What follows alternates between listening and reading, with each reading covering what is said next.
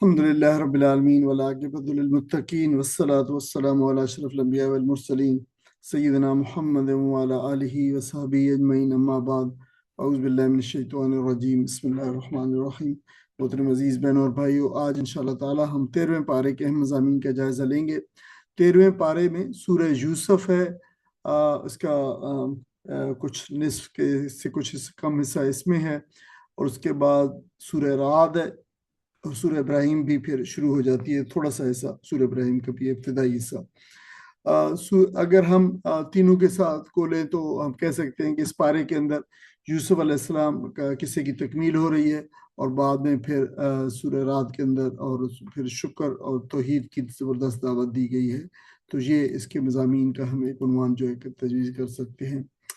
جیسے میں نے کہا ہے کہ سورہ یوسف کا اس پارے کے اندر تکمیلی حصہ ہے، سورہ رعد کا پوری سورہ رعد ہے، اور سورہ ابراہیم کے ابتدائی مضامین ہے، اور مکی دور کی شدید کشمکش کے دور میں یہ صورتیں یکے بعد دیگرے نازل ہوئی ہیں کم و بیش۔ تو ہمیں پتہ ہے سورہ یوسف کے فوراً بعد سورہ رعد نازل ہوئی ہے، اور سورہ ابراہیم بھی اسی دور میں نازل ہوئی ہے۔ تو یہ نبی کریم صلی اللہ علیہ وسلم کے لیے تسلی کا سامان لیے ہوئے تھی، اور اس میں توحید کا بڑا زبردست ذکر ہے، اور توحید کے ساتھ ساتھ شکر کا بھی، اور شکر وسیع معنوں کے اندر ہے، جس میں اس دعوت کو قبول کرنا بھی شکر کے اندر شامل ہے۔ تو یہ پارہ اہل ایمان کو سخت حالات میں جو صبر کی اور صبر امید کی جو ہے ایک کرن دکھاتا ہے، توحید، شکر اور تاریخی عبرتوں کے ذریعے سے جو اس مضمون کو اور اس دعوت کا پیغام کو جو ہے مضبوط کیا گیا ہے۔ جیسے میں نے کہا کہ قصہ یوسف کے درمیان چونکہ چل رہا ہے 13ویں پارے کی شروع سے، تو اس میں اہل ایمان کے لیے بھی، اور نبی کریم صلی اللہ علیہ وسلم تو اولین پہلے مخاطب تھے، آپ کے لیے بھی دلجوئی کا بڑا سامان رکھا گیا ہے، اور آپ کو جس دن نامساعد حالات میں سے آپ اور آپ صلی اللہ علیہ وسلم کے ساتھی گزر رہے تھے، ان میں آپ کو تسلی دی گئی کہ آپ ان سے گھبرائیں نہیں، دل شکستہ نہ ہوں۔ اللہ تعالیٰ بڑا قادر و مطلق ہے، وہ ہر تدبیر پر غالب ہے، یعنی دشمنوں کی جتنی بھی تدبیریں وہ چل لیں تو اس میں سے اللہ تعالیٰ خیر برآمد کر سکتا ہے، اور اللہ تعالیٰ خیر برآمد کرتا ہے۔ لہٰذا مایوسی کی بجائے اللہ تعالیٰ پر بھروسہ رکھیں، اور وہ ان تمام جو ناموافق حالات ہیں ان کے اندر بھی وہ خیر و برکت اور کامیابی کو ان کا ذریعہ بنا دے گا۔ تو اس کا سبب یہ ہے کہ اللہ تعالیٰ ہر مشکل کو آسانی میں بدلنے پر قادر ہے، لہٰذا ہر حال میں، ہر صورت میں توکل اللہ تعالیٰ پر رکھنی چاہیے، اور استقامت سے اس دین کے اوپر اور اس پیغام کے اوپر اور اس دعوت کے اوپر جو ہے وہ کھڑا رہنا چاہیے، اور جتنی بھی مشکلات آئیں تو ان مشکلات کا جو ہے وہ ثابت قدمی سے مقابلہ کرنا چاہیے۔ دیکھیں قصہ یوسف اور عصر نبوی کی مماثلت، عصر نبی کریم صلی اللہ علیہ وسلم کا زمانہ، تو آپ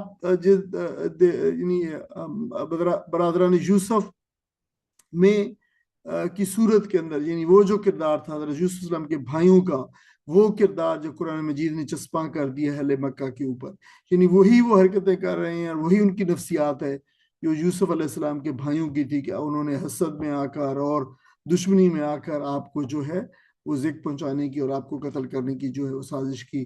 تو آپ کا قصہ بالکل آگے، یعنی یہاں سے چل کر یوسف علیہ السلام کی قصے کی شکل اختیار کر لیتا ہے، اور آپ کو بھی وطن سے نکالا گیا ہے، انہیں بھی جو ہے باہر نکال دیا گیا، اپنے باپ سے دور کر دیا گیا، اور پھر حضرت یوسف علیہ السلام بھی عزت کے ساتھ، یعنی ان کی واپسی ہوئی۔ دیکھیں اللہ تعالیٰ نے انہیں بادشاہ بنا کر اور طاقت اور اقتدار اور قوت دی، اور نبی کریم صلی اللہ علیہ وسلم کو بھی جب وطن سے نکالا گیا تو اللہ تعالیٰ نے آپ کو عزت عطا فرمائی، اقتدار اور سلطان اور قوت عطا فرمائی۔ تو کامل غلبے کے بعد عام معافی کا اعلان دونوں انبیاء علیہ السلام، نبی کریم صلی اللہ علیہ وسلم بھی اور حضرت یوسف علیہ السلام نے بھی عام معافی کا اعلان کیا، بھائیوں سے بدلہ نہیں دیا، اور نبی کریم صلی اللہ علیہ وسلم نے بھی جو ہے فتح مکہ کے موقع پر آپ نے وہی اعلان کیا، حتیٰ کہ الفاظ بھی وہی تھے کہ انتم الطلقاء لا تثریب علیکم اليوم کا عملی بالکل جو ہے یہ مظاہرہ تھا دونوں انبیاء علیہ السلام کی طرف سے صلی اللہ علیہ وسلم۔ مصیبت نعمت اور راحت کا ذریعہ بن سکتی ہے اللہ تعالیٰ پہ اوپر اگر بھروسہ انسان رکھے، تو یہ یوسف علیہ السلام کے پورا قصہ اور آپ صلی اللہ علیہ وسلم کی زندگی سے بھی ہمیں یہی سبق ملتا ہے۔ تو یوسف علیہ السلام کی سرگزشت دراصل رسول اللہ صلی اللہ علیہ وسلم اور آپ کے ساتھیوں کے لیے بالکل ایک آئینہ تھا. آج کا کنواں اور جیل جو ہے کل کے تخت اور فتح مکہ کا پیش خیمہ ہے، اور اللہ تعالیٰ نے ان کو بالکل ایسے ہی کر دکھایا. یوسف علیہ السلام کے کردار کے نمایاں پہلو پہلے بھی ذکر ہوا ہے، جو 12ویں پارے کے اندر بھی، پھر یہاں بھی مختلف جو ہے ان کے اچھے اور اعلیٰ اور اخلاق اور اوصاف کا ذکر ہے.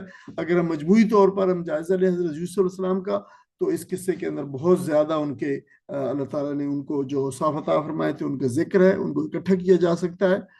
اور ان میں سے ایک یہ ہے کہ نامساعد حالات میں پامردی سے ثابت قدم رہنا، جو آپ رہے. تو جتنے آڈز ہم تصور کر سکتے ہیں، دیکھیں کہ بھائیوں کا یعنی آلموسٹ اپنی طرف سے قتل کر دینا، ایک اندھے کنویں میں، ایک جو ہے جنگل میں پھینک دینا، اور پھر جو ہے پھر غلام بنا کر جو ہے بیچا جانا، اور پھر جو ہے مصر میں. تو یہ سارے بڑے مشکل حالات تھے. پھر جیل کے حالات، اور سب میں آپ بڑے ثابت قدم رہے. اللہ تعالیٰ نے جو ان کے اندر جو یہ صفت رکھی تھی اس پر انہوں نے عمل کیا، اور اچھی تربیت کا یہ نتیجہ تھا جو حضرت یعقوب علیہ السلام نے ان کی اچھی تربیت فرمائی تھی. تو یہ اس اچھی تربیت کا بھی نتیجہ تھا. عفت اور امانت اور استقامت بھی آپ کے جو کردار میں سے نمایاں ترین ہیں. آپ نے عفت کی بھی جو حفاظت کی، جو امانت آپ کے سپرد کی گئی، جو سٹیٹس، جو درجہ جو آپ کو دیا گیا، اس میں کوئی خیانت بھی نہیں کی، اور استقامت کے ساتھ اس کے اوپر کھڑے رہے، بے شک اس میں مشکلات بھی ہیں. یعنی یہ جو چیزیں ہیں ساری، یہ عفت و امانت و استقامت، یہ ساری بھلائیوں کا سرچشمہ ہیں. اور دین پر ثابت قدم رہنے والوں کو ہمیشہ اللہ تعالیٰ جو ہے عزت عطا فرماتا ہے. تو چاہے کوئی بھی اس پہ ہو، جو دین پہ جو ہے رہے اور دین پہ ثابت قدم رہے، تو اللہ تعالیٰ اس کو عزت عطا کرتا ہے، عزت اور شرف. اچھا کردار ہر حال میں اپنا رنگ دکھاتا ہے، اور عفت اور امانت کامیابی کی جو ہے چابیاں ہیں. قومیں اور تحریکیں اصل میں اپنے تربیت یافتہ افراد کے اعلیٰ اخلاق اور کردار کی بنیاد پر اٹھتی ہیں اور باقی رہتے ہیں. محض نعرے کافی نہیں ہوتے. دیکھیں، لوگوں کا اور قوموں کا اور تحریکوں کا اور جماعتوں کا اصل سرمایہ جو ہوتا ہے ان کے افراد کا اعلیٰ اخلاق اور کردار ہوتا ہے. یہ بات ہمیں ایسی ہے کہ بالکل یعنی پلے باندھ لینی چاہیے. جو ہے وہ آپ دیکھیں کہ جتنی بھی دنیا کے اندر وقتی طور پر تحریکیں اٹھی، لوگ ان کے ساتھ بڑے ہوئے. جو بھی پاپولزم کی تحریکیں تھیں، پاپولزم تھا، اور لوگ ویو کے ساتھ ان کی شامل ہوئے. لیکن اگر اعلیٰ کردار اور اعلیٰ اخلاق نہ ہو تو جس تیزی کے ساتھ وہ آتی ہیں اس سے زیادہ تیزی کے ساتھ وہ جو ہے بکھر جایا کرتی ہیں. اعلیٰ اخلاق اور اعلیٰ کردار جو ہوتے ہیں، بے شک ان کے اوپر مشکلات بھی آئیں تو وہ جو ہے دنیا کے اندر ان کے کردار جو ثبت ہو جاتے ہیں. اور یہ جو ہے حضرت یوسف علیہ السلام کے قصے میں، یہ قصہ تو ایسا ہے کہ دیکھیں اس میں تو اس میں ہزاروں اسباق موجود ہیں. یعنی یہ لٹرلی کوئی یہ تفسیر یا مثال اور کوئی ضرب المثل یا کوئی محاورہ نہیں ہے، بلکہ فی الحقیقت لٹرلی جو ہے وہ ہمارے علماء میں سے، یعنی قدیم علماء میں سے جو ہے، مجھے نام تو بھول رہا ہے اس وقت، لیکن انہوں نے کتاب مرتب کی جس میں اس واقعے کے 3000 اسباق اور حکمتیں اس سے جو ہے انہوں نے اخذ کی ہیں. تو آپ اندازہ کر سکتے ہیں کہ کیسا یہ اللہ تعالیٰ نے جب اس کو احسن القصص قرار دیا ہے تو اس کے اندر کس قدر عبرتیں اور اسباق اور حکمتیں پوشیدہ ہیں. اس میں مزید اس کے اسباق میں سے ہے کہ مرد و عورت کا آزادانہ اختلاط سراسر فتنہ ہے. بالکل اسی لیے اسلام نے اس کی حدود و قیود جو ہے مقرر کی ہیں. یہ یقینی طور پر یہ بالکل بے لاگ اور کسی بھی حدود و قیود سے باہر یہ اختلاط جو ہے یہ سراسر فتنہ ہے. دائی کو اپنے دامن کی صفائی کا خاص خیال رکھنا چاہیے. دائی وہ ہے جو اسلام کی دعوت دینے والا ہے. جو اسلام، تو اگر اس کی دامن بھی کے اوپر بھی دھبے ہوں گے تو جو ہے بظاہر سب سے بڑا جو حرف آئے گا اس کی دعوت پہ آئے گا. تو اس لیے اس کو چاہیے کہ اپنے جو کردار ہے اس کو ہر حالت میں اور کسی بھی حالت کے اندر دائی کو اپنے کردار کے متعلق اور کردار کی صفائی اور کردار کی پاکیزگی کا بہت زیادہ خیال رکھتا ہے. اس کو اپنی ذات سے زیادہ اس بات کا ہوتا ہے کہ میں دائی ہوں اور میرے اوپر جو دھبا لگا ہے ایسا نہ ہو کہ میری وجہ سے اس دعوت کو جو ہے وہ، لہٰذا اس کو وہ صاف کرتا ہے. کردار دعوت کی سب سے بڑی دلیل ہے. یعنی دیکھیں یہ کریڈیبلٹی اس کو کہہ سکتے ہیں آپ. اگر کوئی شخص کریڈیبل نہیں ہے، اس کے کردار کریڈیبل نہیں ہے، تو نو میٹر واٹ کہ وہ قرآن کی دعوت دے رہا ہے، حدیث کی دعوت دے رہا ہے یا کتنا اچھا وہ کوئی فلسفہ پیش کر رہا ہے، وہ کسی صورت میں لوگوں کے لیے قابل قبول نہ ہوگا، اور لوگ سب سے پہلے اس کے کردار پہ انگلی اٹھائیں گے۔ دیکھیے یوسف علیہ السلام نے جیل جانا پسند کیا، خیانت نہیں کی ہے، اور صبر سے ہر مصیبت کا مقابلہ کیا، لیکن پھر آپ اچھا اس سے یہ بھی ہمیں پتہ چلتا ہے کہ جیل میں جانے والا ہر شخص جو ہے مجرم نہیں ہوتا۔ ہمیں کوئی بہت زیادہ جو ہے وہ مطلب وہ نہیں چاہے، کوئی جمپ نہیں کرنا چاہیے نتائج کے اوپر، فتویٰ نہیں لگانا چاہیے، جلد بازی نہیں کرنا چاہیے۔ دعوت کے میدان میں ذرا سا کردار دھبا دار جو ہے کوئی خبر ہو تو برسوں کی محنت کو جو ہے وہ ضائع کر دیتی ہے۔ تو یہ اس بات پہ یہ بہت اس پہ کے اندر بھی اسباق جو ہے موجود ہے۔ عفت و عصمت مردوں اور عورت دونوں کے لیے، یعنی یہ صرف مرد کے لیے نہیں، عورت کے لیے نہیں، دونوں کے لیے جو ضروری ہے۔ امانت داری جو ہے ہر حال میں غیر متزلزل طور پر جو ہے اس کے ساتھ وابستہ رہنا چاہیے۔ استقامت ساری بھلائیوں کا سرچشمہ ہے، جیسے آپ نے ثابت قدمی دکھائی۔ شہوت اور مفاد کے سامنے نہ جھکنا۔ دیکھیں یہ دو بڑی چیزیں ہیں جو دنیا میں اس وقت بھی سب سے زیادہ جن لوگ جن کے جو کردار کمپرومائز ہوتے ہیں تو وہ یہی چیزیں ہیں، وہ جنس ہے، شہوت ہے، اور پھر جو ہے مفاد ہے، پیسہ ہے، دولت ہے، اور یہ چیزیں ہیں جو ویسٹڈ جو انٹرسٹ ہیں، ان کے سامنے سے لوگ جو ہے جو کمزوریاں ہیں چونکہ، تو ان کے ذریعے سے لوگ جو ہے بڑے بڑے لوگوں کی کمزوریوں کو جو ہے وہ یا ان کی شخصیتوں کو کمپرومائز کرتے ہیں اور ایکسپلائٹ کرتے ہیں۔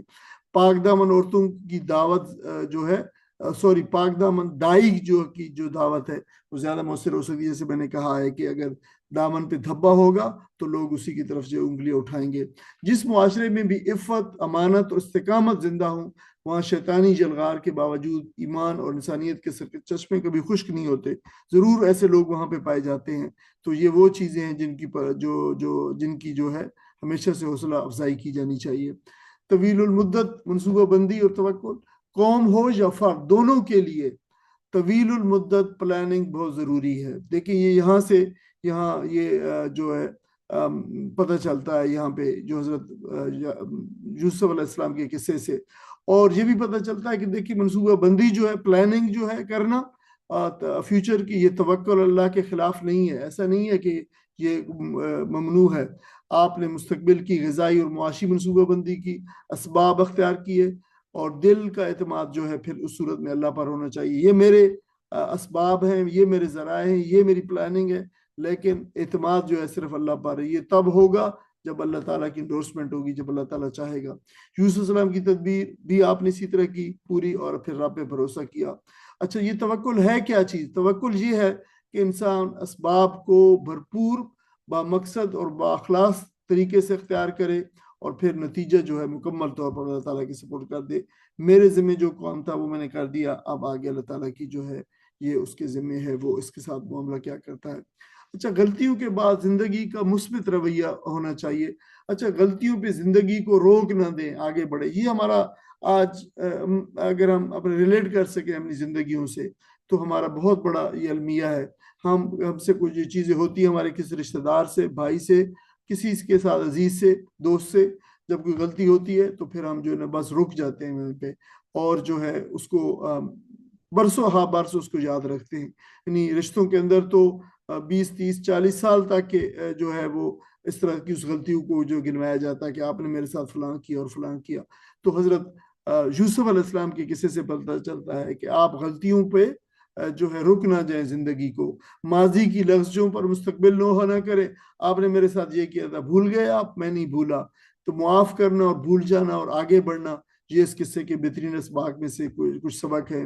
یوسف علیہ السلام کا بھائیوں کو بغیر شکوہ معاف کرنا۔ آپ نے جب ان بھائیوں نے انہیں معلوم ہوا کہ یہ بادشاہ تو خود یوسف علیہ السلام ان کے بھائی ہیں، تو وہ خود تو شرمندہ ہوئی ہے، لیکن آپ نے ان کو شرمندہ کرنا مناسب نہیں سے، بلکہ یہ کہا کہ شیطان نے دراصل تمہارے درمیان میں اور میرے درمیان میں جو ہے یہ فساد اور فتنہ ڈال دیا تھا۔ یعنی ان کو یہ بھی بلیم نہیں کیا، تم نے یاد ہے تم نے کیا کوئی مجھے ڈالتے وقت کیا تم نے پلاننگ کی تھی، کیا کہہ رہے تھے، اور پھر یہ اور سب کچھ، لیکن آپ نے بالکل کوئی شکوہ نہیں کیا۔ پھر اس طریقے سے جب خاندانوں کو دوبارہ جڑ جانا، اور پھر دیکھیں اسی سے پھر سکون ہو جاتا ہے۔ دیکھیں اگر آپ بالفرض اگر آپ بدلہ لیتے تو پھر دیکھیں کہ خاندان اس طریقے سے نہ جڑ پاتا۔ تو ذاتی اور اجتماعی اصلاح کے لیے ضروری ہے کہ ماضی کے زخموں کے ساتھ جینا سیکھا جائے، معاف کر کے آگے بڑھا جائے. یہی نبوی طریقہ ہے, یہی یوسف علیہ السلام کی سنت ہے, یہی آپ صلی اللہ علیہ وسلم کی بھی سنت جو ہے مبارکہ ہے. حضرت یوسف سورہ یوسف کا اختتام ہوتا ہے اور اس بات پر کہ یوسف علیہ السلام کے عجز اور فروتنی کا خاص طور پہ اس مقام پہ ذکر ہے, اور آپ نے جو دعا مانگی ہے رب قد آتیتنی من الملک وعلمتنی من تعویل الاحادیث, اور پھر بعد میں فرمایا کہ توفنی مسلما والحقنی بالصالحین, کہ آپ فرمایا کہ دیکھیں اللہ مجھے اگر موت دے تو اس صورت میں دے کہ مسلمان میں ہوں. تو دیکھیں کہ آپ ایک پیغمبر ہیں اللہ تعالیٰ کے, اور اللہ تعالیٰ نے آپ پہ بڑے انعامات فرمائے ہیں, لیکن آپ جو ہے جو دعا کر رہے ہیں تو آپ جو ہے آپ نے جو دعا کر رہے ہیں وہ یہ کر رہے ہیں کہ اللہ مجھے مسلمانوں میں سے, تو مجھے جو ہے مسلمانوں میں سے راکھو, مسلمان ہونے کی حیثیت سے مجھے موت دے. انجام کار جو ہے صالحین کی رفاقت کی طلب کر رہے ہیں, تو کہ والحقنی من الصالحین, مجھے جو صالح لوگ ہیں, نیک لوگ ہیں, مجھے نیک لوگوں میں شامل فرما دے, یہ دعا کر رہے ہیں. تو اختتامی پیغام میں قریش کو عبرت کی دعوت بھی ہے.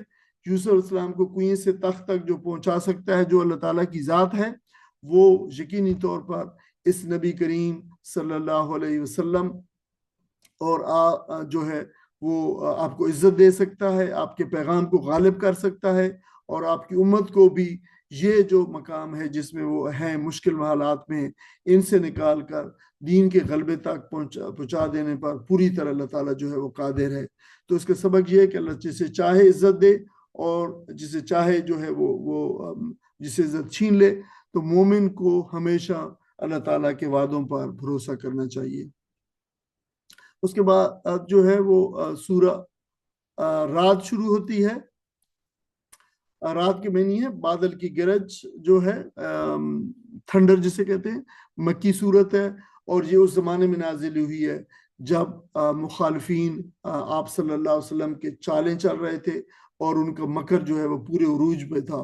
یہ بڑی زبردست صورت ہے اپنے خاص طور پر اپنے مخصوص الفاظ کی وجہ سے, پھر اس میں جو قافیے ہیں, جو فواصل ہیں ان کے, اور اس میں جو اختصار ہے اور ایجاز اور جو بریوٹی ہے, اس کی وجہ سے بڑا اس کے اندر جو ہے اپنا ایک مخصوص رنگ ہے. اور یہ آفاق اور انفس کے بڑے جو ہے وہ دلائل لی ہوئی ہے, یعنی توحید کے بڑے زبردست کائناتی دلائل بھی ہیں, اور انفس سے بھی ہیں, نفس سے بھی ہیں, انسان کے نفس سے بھی ہیں. سورہ رات جو ہے عقل, فطرت اور کائنات کے دلائل کو یکجا کر کے یہ دلوں کو جھنجھوڑتی ہے, اور تھکے ہوئے جو اہل ایمان ہیں جو ظاہر ہے بڑے سٹریس کے اندر تھے, ان کو توحید اور یقین کے ذریعے سے نئی روح جو ہے بخشتی ہے. اس کے مضامین میں رسالت, توحید, آخرت جو ہے وہ دعوت ہے, ان کی مشترکہ دعوت ہے, 3 ایمانیات ثلاثہ کی.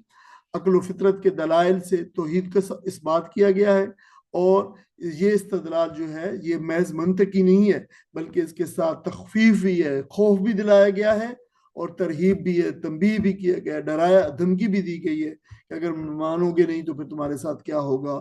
یہ جو انکار کرنے والے اور ماننے والے 2 کردار ہیں, اور دونوں کرداروں کے انجام بھی بتایا گیا کہ آخرت میں جو بالکل مختلف ہوں گے. کائنات میں ہر چیز اللہ تعالیٰ کی وحدانیت کی گواہ ہے. یہ اس صورت کے آرگومنٹس اور دلائل سے یہ بات واضح کی گئی ہے. اس کا سبق یہ ہے کہ زندگی 2 راستوں میں بٹی ہوئی ہے, توحید اور اطاعت کا راستہ, یا پھر دوسری صورت ہے شرک اور سرکشی کا راستہ, اور دونوں کے انجام جو ہے وہ بالکل یکسر ایک دوسرے سے مختلف ہیں. تو انسان خود جو ہے وہ دونوں کے انجام بتائے بھی گئے ہیں, تو انسان خود فیصلہ کر لے کہ اسے کس راستے کو اختیار کرنا ہے.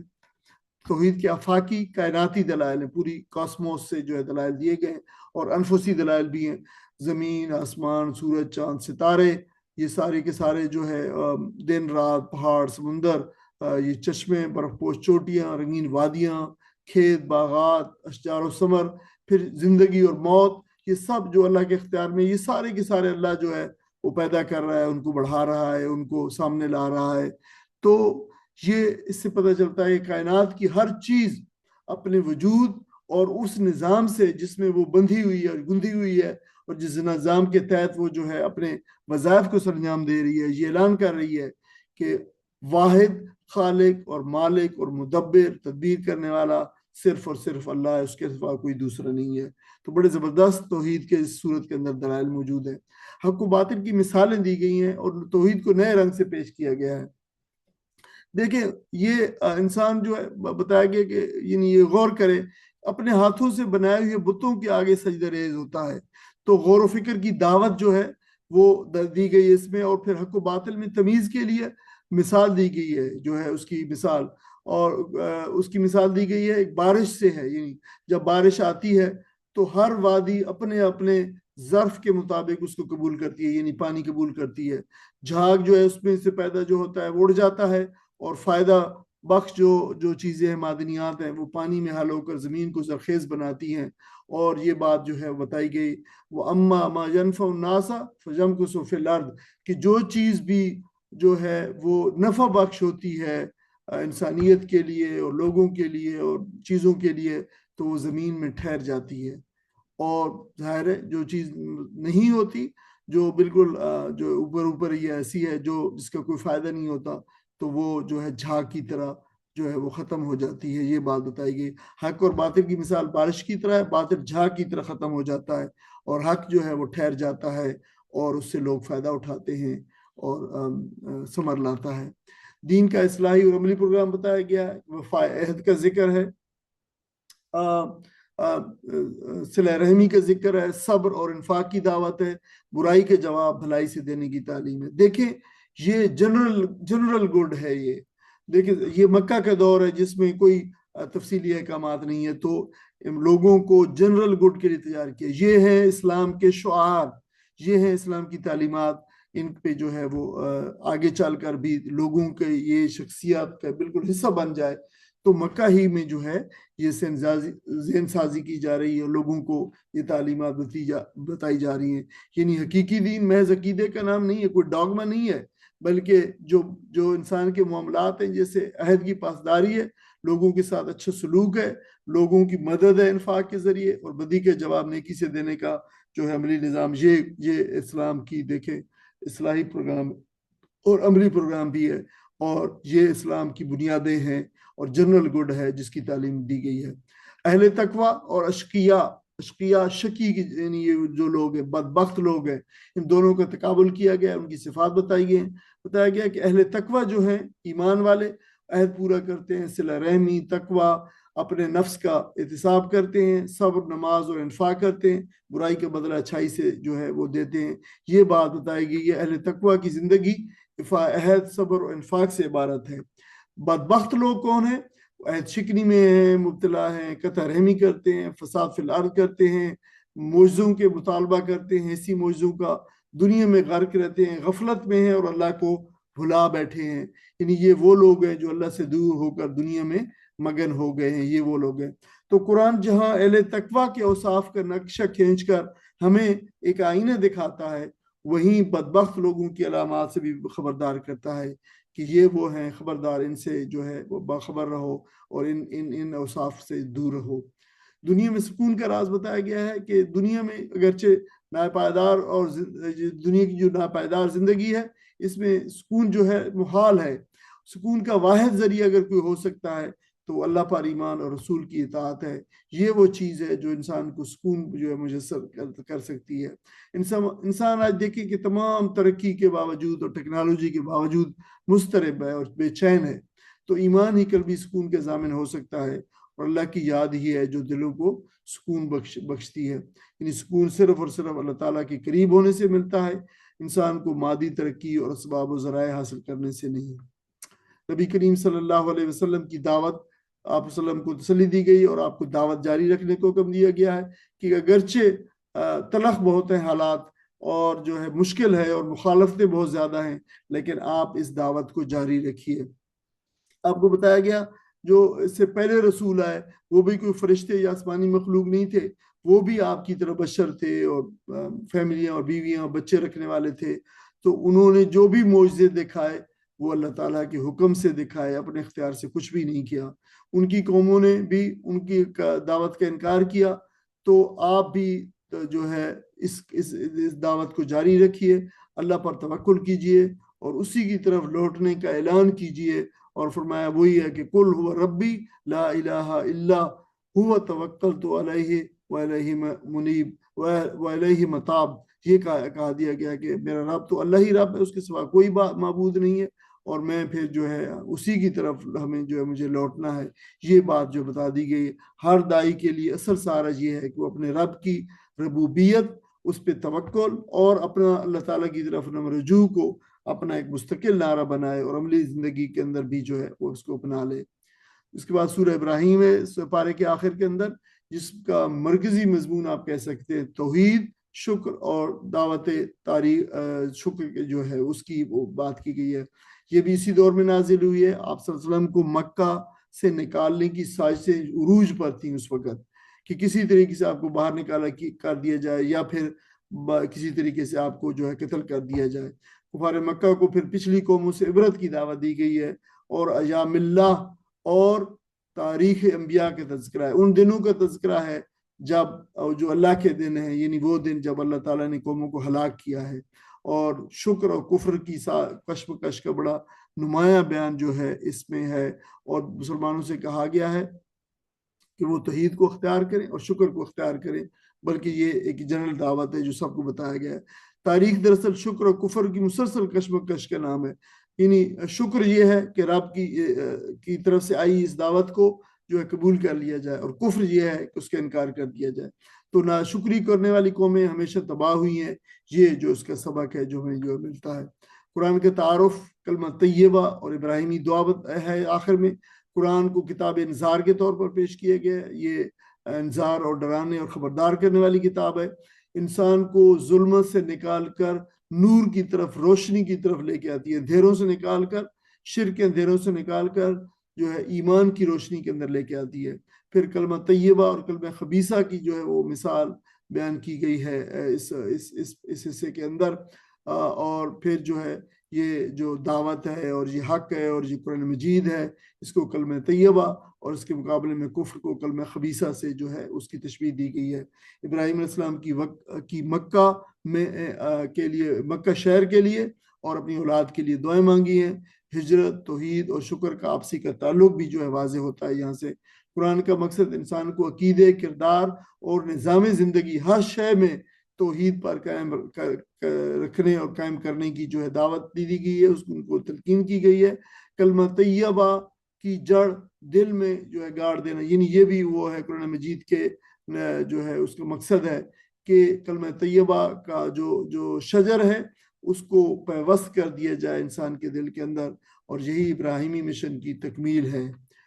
कलमा तैयबा और कलमा खबीसा जो है तौहीद का इकरार, जैसे मैंने कहा, ये कलमा तैयबा है तौहीद और ये दावत दीन और ये कुरान मजीद जो पेश कर रहा है, ये सब कलमा तैयबा। इसकी जड़ें दिल की ज़मीन में गहरी होती हैं। कुरान और सुन्नत के खिलाफ हर बात जो है वो शिर्क की बात और कुफर की बात, वो सब कलमा खबीसा हैं।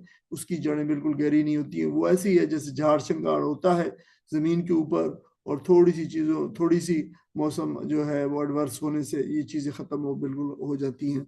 कलमा तैयबा की दावत इंसानी फितरत में पैवस्त है। ये बात जो है यहाँ से पता चलता है। और जहाँ पे 13वां पारा ख़त्म होता है, तो इंशाअल्लाह हम सूरह इब्राहिम का जो तज़किरा है 14वें पारे में, वहाँ से हम जारी रखेंगे इस सूरत को कल इंशाअल्लाह ताला।